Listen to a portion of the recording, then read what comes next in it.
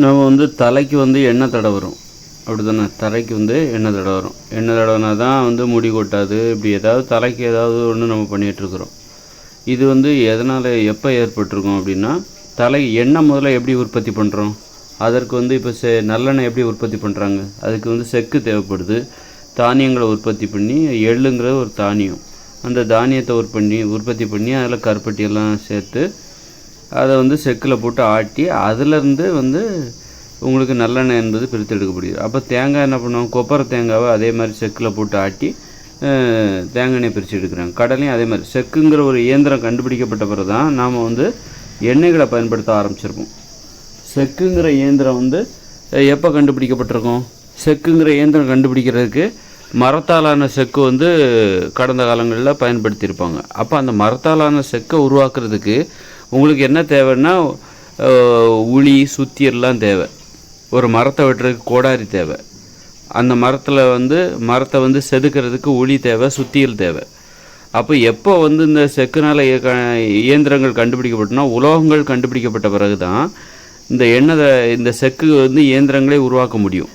ஏன்னா உலோகங்களாலான கோடாரி இதெல்லாம் இருந்தால் தான் ஒரு மரத்தையே வெட்ட முடியும். அப்போ வந்து நீங்கள் உலோகங்கள் கண்டுபிடிக்கப்பட்ட பிறகு தான் இந்த மக்கள் வந்து நாம் வந்து இந்த செக்கெல்லாம் கண்டுபிடிச்சோம். செக்கு கண்டுபிடிச்சி அதில் வந்து கடலை எண்ணெய், அப்புறம் வந்து தேங்காய் எண்ணெய், அப்புறம் வந்து எள்ளு எண்ணெய், இது எல்லாமே நம்ம உருவாக்கணும். அப்படின்னா அப்போ எண்ணெய் தடவுற வழக்கமே எப்போ ஆரம்பிச்சது அப்படின்னா, இந்த செக்குங்கிற இயந்திரம் கண்டுபிடிக்கப்பட்டார் தான். அதாவது உலோகங்கள் கண்டுபிடிக்கப்பட்ட பிறகு தான். அதுக்கு முன்னாடி வரைக்கும் நம்ம எண்ணெய் தடவாமல் தான் இருந்தோம்.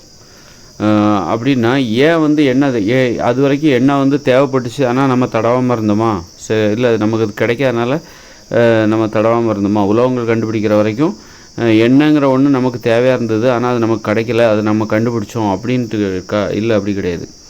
உலோகங்கள் கண்டுபிடிச்ச பிறகு தான், அதாவது உப்பை வந்து உணவு சமைப்பதற்காக பயன்படுத்திய பிறகு தான் உப்பு போட்டு உணவு சமைப்பதற்கான உணவுகளை தேட ஆரம்பித்தாங்க. எதெல்லாம் வந்து உப்பு போட்டு சமைச்சு சாப்பிட்டா சுவையாக இருக்குன்னு சொல்லிட்டு அப்போ தான் தானியங்களை உணவாக பயன்படுத்தினாங்க.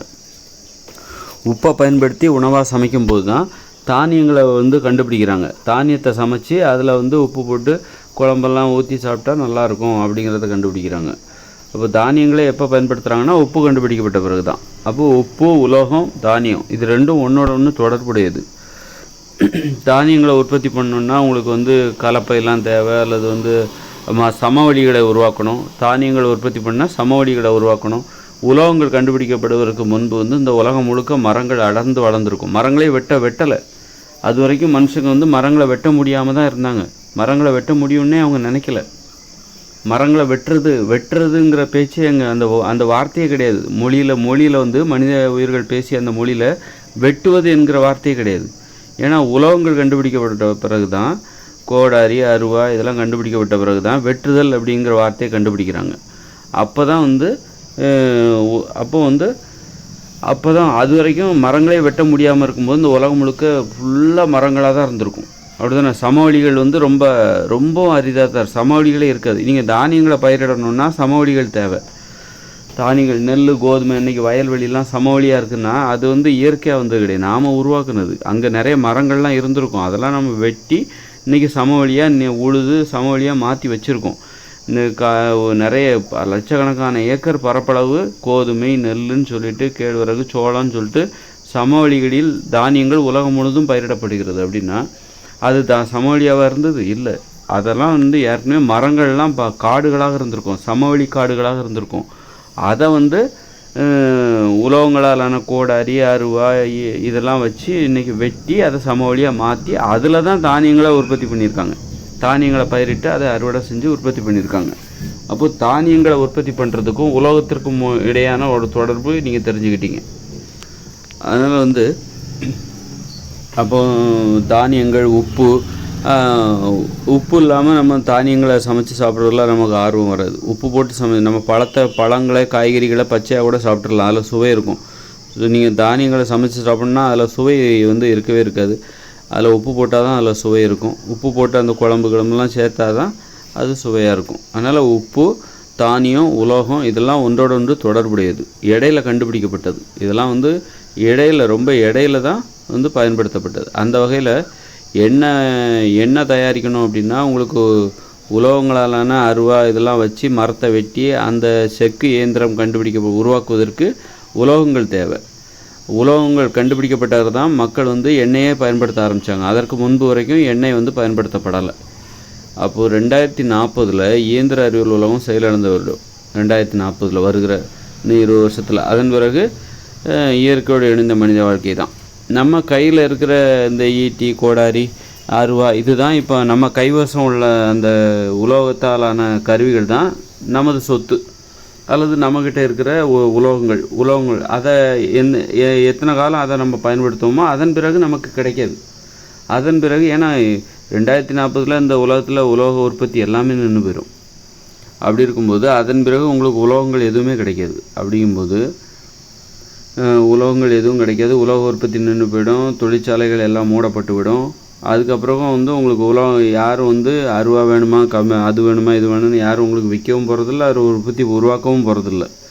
அதனால் நம்ம கையில் என்ன இருக்குது, அருவா இருக்கா, உங்கள் வீட்டில் அருவா இருக்கா, இல்லை வாங்கிக்கிறீங்களா, இப்போ வாங்கிக்கிறீங்களா, அதுதான் உங்கள் சொத்து. அதை எவ்வளோ வருஷத்துக்கு பயன்படுத்திங்களோ அவ்வளோ வருஷம்தான் அது இருக்கும்.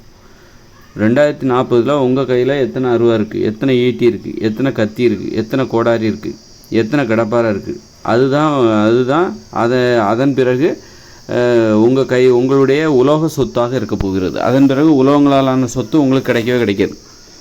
ஒருவேளை இந்த தண்டவாளங்கள்லாம் இருக்குதுல்ல, ரயில்வே தண்டவாளங்கள், அதெல்லாம் எடுத்துருவாங்க. மக்கள் எப்படியாவது எடுத்து உலோகங்களாக மாற்றுவாங்க. பயங்கர கிலோமீட்டர் கணக்கில் ரயில்வே தண்டவாளங்கள்லாம் இருக்குது. அதில் அந்த இரும்பு வந்து என்ன பண்ணுவாங்கன்னா அதை அறுத்து எடுத்து அல்லது சூடுபடுத்தி நெருப்பு போட்டு சூடுபடுத்தி அதை அறுத்து அதை வந்து ஆயுதங்களாக மாற்றுவாங்க. கண்டிப்பாக அது நடக்கும். இந்த மாதிரி ஸ்டீல் எல்லாத்தையும் ஆயுதங்களாக மாற்றுவாங்க. இதெல்லாம் எவ்வளோ காலத்துக்கு நம்மக்கிட்ட இருக்குமோ 2040 பிறகு இந்த இயந்திர அறிவியல் உலகம் செயலிழந்த பிறகு இந்த உலோகங்களாலான கருவிகள் எவ்வளோ காலத்துக்கு நம்மக்கிட்ட இருக்குமோ அவ்வளோ காலம்தான் நம்மளுடைய உலோக பயன்பாடும் இருக்கும். அதன் பிறகு நம்ம உலோகங்களை பயன்படுத்த மாட்டோம். நம்ம வாழ்க்கையிலேருந்து மனித வாழ்க்கையிலேருந்து உலோகங்கள் விடைபெற்று சென்று விடும். எப்படி வந்து உலோகங்கள் கண்டுபிடிக்கப்பட்டது ஒரு 3000 வருஷத்துக்கு முன்னாடி தான் உலோகங்கள் கண்டுபிடிச்சிருப்பாங்க, அல்லது 10,000 வருஷத்துக்கு முன்னாடி கண்டுபிடிச்சாலும் சரி. ஆனால் ஒரு 3000 வருஷத்துக்கு முன்னாடி தான் உலக மக்கள் அனைவருடைய பயன்பாட்டிலையும் உலோகங்கள் வர துவங்கி இருக்கும். இடையில தான் அது வந்துச்சு. ரொம்ப சமீப காலத்தில் தான் உலோகங்கள் பயன்படுத்தப்பட்டுச்சு. அதன் பிறகு தான் வன்முறை, நிறைய தொழில்கள் உருவாச்சது, போர்கள் நடைபெற்றது. இந்த உலோகங்கள் வந்தோடனே மனிதர்களை திறமையை அதிகரித்து விட்டது. அது வரைக்கும் ஒரு மரத்தை கூட வெட்ட முடியாது அப்படின்னு நம்பிக்கிட்டு இருந்த மனித உயிர்கள் உலோகங்கள் கண்டுபிடிக்கப்பட்ட பிறகு தான் நம்மளால் இந்த உலகத்தையே சீர்திருத்த முடியும், மரங்களெல்லாம் வெட்ட முடியும், வீடு கட்ட முடியும், வெட்டப்பட்ட மரங்களை வைத்துக்கொண்டு அதை வந்து கதவுகளாக செய்து வீடு கட்ட முடியும். அப்படி நிறைய தொழில்கள் வந்து உலோகங்கள் கண்டுபிடிக்கப்பட்ட பிறகு தான். உலோகங்கள் கண்டுபிடிக்கப்பட்ட உலகம் அதன் பிறகு உருவானது தான் தற்போதுள்ள இயந்திர அறிவியல் உலகம். இன்றைக்கி அது முழுமையடைந்த நிலையில் இருக்குது. அப்போ எண்ணெய் தடவுற வழக்கம் கூட அது உலோகங்கள் கண்டுபிடிக்கப்பட்ட பிறகு தான். ஒரு 3000 வருஷமாக தான் எண்ணெய் தடவுற தலையில் எண்ணெய் தடவுற பழக்கம் இருந்துச்சு. ஏன் எண்ணெய் தடவுறாங்க அப்படின்னா, இந்த மலிவான உணவில் தானியங்களால் சமைக்கப்பட்ட உணவில் சாப்பிட்றதுனால உடம்பு சூடாகுது. உப்புலாம் சேர்த்து தானியங்களை சேர்த்து சமைச்சு சாப்பிடும்போது, தானியங்களில் உப்பெல்லாம் போட்டு சாப்பிடும்போது தானிய உணவுகளே சூடை தான் தரும். கோதுமையும் சரி அரிசியும் சரி, அரிசினால் சோறுலாம் சாப்பிட்டா உடம்பு சூடாகும். அது குளிர்ச்சின்னு சொல்கிறாங்க. ஆனால் அது ரொம்ப ஆனால் உடம்புல உள்ள சூட்டை வந்து வெளியே கொண்டு வரும். அது சூடாக தான் செய்யும். அப்புறம் மாமிசத்தை சாப்பிட்றாங்க. மாமிச உணவுகள், தானிய உணவு, அரிசி உணவுகள், அப்புறம் வந்து நம்ம கோதுமை அதெல்லாம் சாப்பிடும்போது உடம்புல வந்து ரொம்ப சூடாகுது, அளவுக்கு அதிகமாக சூடாகுது. உணவு முறையில் ஒரு கட்டுப்பாடு இல்லை, வன்முறை உணர்ச்சி அதிகமாக வந்துடுது. இவங்க ஒரு கொள்கை இல்லை, உணவில் ஒரு கொள்கை கடைபிடிக்கப்படவில்லை. மாமிச உணவு சாப்பிட்றாங்க, மீன் சாப்பிட்றாங்க, முட்டை சாப்பிட்றாங்க. உணவு செரிமானமாக மாட்டேங்குது. இந்த தானிய உணவுலாம் சோறுலாம் சாப்பிட்டாக்கா அது சரியாக செரிமானமாகணுது. ஏன்னா பழங்கள் காய்கறிகள் தான் நம்முடைய உணவுகள். அதை சாப்பிட்டா செரிமான பிரச்சனை கிடையாது. அப்போது இந்த மாதிரி உணவில் மாற்றம் ஏற்படும் போது அது செரிமான பிரச்சனை ஏற்படுத்துது, சரியாக செரிமானம் ஆக மாட்டேங்குது. அப்போது உடம்பு சூடாகுது, அப்போ தலையும் சூடாகுது, முடி கொட்டுது. அப்போது முடி சார்ந்த நோய்கள் தலைமுடி சார்ந்த நோய்கள் தான் வந்து முடி கொட்டுறது, முடி நரைக்கிறது. அதற்கான மருத்துவம் தான் எண்ணெயை தடவுறது. அது ஒரு மருத்துவம். தலையில் எண்ணெய் தடவுறங்கிறது ஒரு மருத்துவம். அதனால் அப்போது இந்த மருத்துவங்கிறதே அப்போ உலோகங்கள் கண்டுபிடிக்கப்பட்ட பிறகு தான், உப்பு பயன்படுத்தி உணவை சமைத்த பிறகு தான் உலோகங்களை கண்டுபிடிச்சாங்க. உலோகங்களை கண்டுபிடிச்ச பிறகு தான் இந்த எண்ணெயும் கண்டுபிடிச்சாங்க. அப்புறம் தானிய உணவுகளை உட்கொண்டாங்க. எல்லாம் ஒன்றோட ஒன்று தொடர்புடையது. அதன் பிறகு தான் இந்த வழுக்க விழுறது. எப்போ உலோகங்கள் கண்டுபிடிச்சாங்களோ அப்பத்துலேருந்து தான் இந்த நோய்கள்லாம் உருவாகுது. ஏன்னா உலோகங்களால் மக்களுடைய வாழ்க்கை முறை மாறுது, பண்புகளில் மாற்றம் ஏற்படுகிறது, மென்மையாக வாழ்ந்து கொண்டிருந்த உயிரினங்கள் வன்மையானவர்களாக மாறுகிறார்கள்.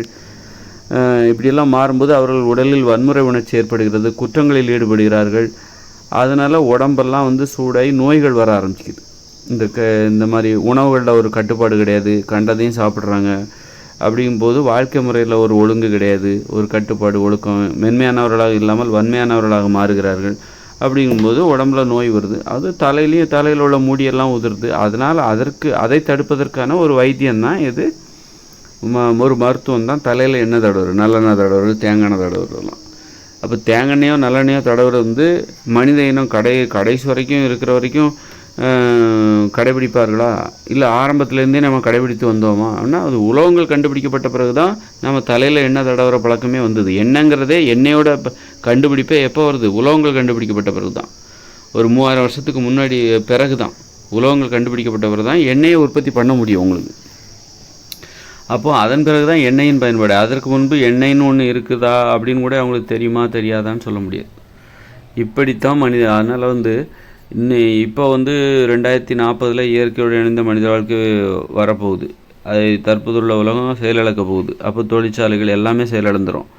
நம்மக்கிட்ட இருக்கிற ஆயுதங்களை வச்சுக்கிட்டு தான் நாம் வந்து அதன் பிறகு வாழப்போகிறோம்.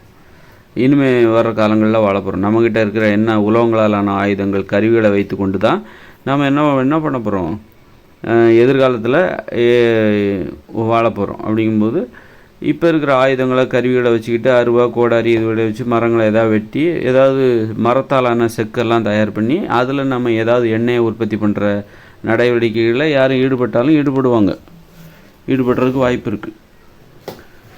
அப்படி இருக்கும்போது அப்போ இந்த நம்மக்கிட்ட உலோகங்கள் இன்னும் எவ்வளோ காலத்துக்கு நம்ம கைவசம் இருக்குமோ அவ்வளோ காலத்துக்கு தான் இந்த எண்ணெயோட பயன்பாடும் இருக்க வாய்ப்பு இருக்குது.